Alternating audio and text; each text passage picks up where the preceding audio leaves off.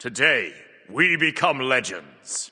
Smite 2's latest open tournament happened over the weekend, and there was a lot of crazy builds, picks, starts, and decisions that we plebs can learn from to become better at Smite 2. Here's my quick takeaways from this tournament. So, of course, spoilers ahead for who won both the NA and EMEA sides, and I will be focusing mostly, but not entirely, on the semi-finals and finals of each bracket, as that's where the best teams were competing at their highest levels. But without further ado, let's jump in. So first up, we have starts, which are of course very important in Smite 2, just as they were in Smite 1. How you start the game can have a huge impact on how the early game goes for you. I'll get this out of the way quickly at the beginning. There was a lot of invading in this tournament with the help of Sunder, which does huge burst damage to camps and can steal them easily. If the enemy has Sunder and you don't, your camps are basically forfeit. I'll talk more about Sunder in the build section, but it was being picked up by support literally every game and very often on solo laners as well, especially in the NA side. We even saw the occasional jungler picking up Sunder as well. In terms of actual starts that weren't invades though, since those can be hard to pull off in random solo queue games, the most popular starts by far for each role were as follows. Duo lane starts at purple buff, clears that and then heads into lane. Mid laners start in lane due to red buff being too far away from their lane, causing them to miss minions if they clear red first and then go to lane. Solo laners start at their blue buff, then go to lane, much like duo laners. And finally, the jungler most commonly starts at red buff, then does their solo side back camps. After this, they can roam towards mid to look for the rotating buff camp or an early gank, or they also sometimes went for their other side back harpies into speed buff. But we did occasionally see the jungler start at speed buff as well, but this was less common and most likely for the reason of keeping the jungler on the solo side in case of a purple buff invade from the enemy duo, which was very common. And with that said, take some of these starts with a grain of salt, as sometimes the starts were altered specifically because the team was invading or to counter an enemy invade, as invading was extremely prevalent in both EMEA and NA for this tournament. Okay, moving into gods though, there of course isn't that wide of a pool to choose from in Smite 2 at the moment, but there were some clear outliers that took bans the most often and were heavily prioritized if not banned. Those gods in my estimation would be Fenrir, Bacchus, Jingwei, Loki and Susanoo. These 5 picks were heavily banned and picked very quickly if not banned. Just below that there were quite a few other picks that were sought after but not quite as much as these 5, with those being Neith, Hecate, Odin and Sol. Other gods like Chak, Ares, Ymir, Thanatos and Mordred were used to round out drafts, but nowhere near as prioritized as the top 9. Okay, moving into builds where things get really crazy, as there were so many Smite 1 items coming back this patch along with starter items and the active item changes. Builds were very different compared to the previous tournament. The first thing that probably anyone who watched the tournament live will have noticed was the Book of Thoth Transcendence combo doing absolute work. I've talked about this combo in a little more detail in my how to build every Smite 2 god video, link below if you're interested in that, but basically these two items synergize together so well that it's sort of broken on any god that can use both strength and int well. It was most notable on Neith due to her mixed scaling, but we even saw it come out occasionally on Chak and Odin, as well as Kukulkan due to his extra mana synergy from his passive. We didn't see it much, but this combo would also likely work well on ability-based Cernunnos and Sol as well. Next up, Amanita Charm was still very popular, though not anywhere near as ridiculous as the last tournament. It was bought pretty much only on supports, but it was in most support builds, at least in the finals of NA and EMEA. Speaking of active items, we also saw quite a lot of use out of Circe's Hexstone, the item that turns you into a boar and charges you forward. A lot of supports and even some solo laners were buying this as a way to engage, especially since they were mostly going Sunder and not Combat Blink. Speaking of Sunder, I mentioned this in the start section, but it was extremely prevalent in this tournament, with every single support in the finals of both sides buying this relic, and many solo laners buying it too. Even some junglers picked this up on occasion. It is a very powerful relic, but do take note that a large part of why it was bought so much was the invade meta, and if you're playing uncoordinated ranked and casual games where invades aren't common, Sunder becomes a lot less needed. It is still very helpful to have at least one of these on your team for late game objective secure though, so I would say main build it on supports, but only get it on solos and jungles if you feel you're dealing with invades a lot. Active items in general were also a lot less common than I expected, and a lot of builds didn't even include a single one. Supports and solos very commonly had at least one, like Amanita Charm, Circe's Hexstone or Pribwin, but many damage dealer builds simply didn't have an active item in them at all, though this is likely influenced by all of the Smite 1 items that came back in this update, only one of which is an active item, that being Pribwin. We saw builds consisting of many of of these returning Smite 1 items, of which very few are active items. Another thing of note that we saw was some standard strength-based junglers like Thanatos, Susano, and especially Loki were building Soul Reaver purely for that extra proc damage. This was especially nutty on Loki as mentioned, since he can just 2 you for free and proc Heartseeker, Soul Reaver, Bluestone, and maybe Crusher on you from range with an unmissable ability. But it was also picked up on Susano very commonly and even Thanatos as well. But that's about it in terms of super fun, interesting build stuff that we got from this tournament. If you're interested in full builds, as I said, I do have a video with full builds and explanations for every god currently in Smite 2 as of CA1 up on the channel already, and I'll link that below. But hopefully you enjoyed this quick recap of the major things that went down and what we learned from this tournament on both the NA and EMEA side. Going forward, we'll have the full road to Vegas to look forward to in terms of watching the pros completely break Smite 2 wide open, so subscribe for future recaps on that, and I'll catch you guys for another one later on. Have a great day, and peace out, you nerds.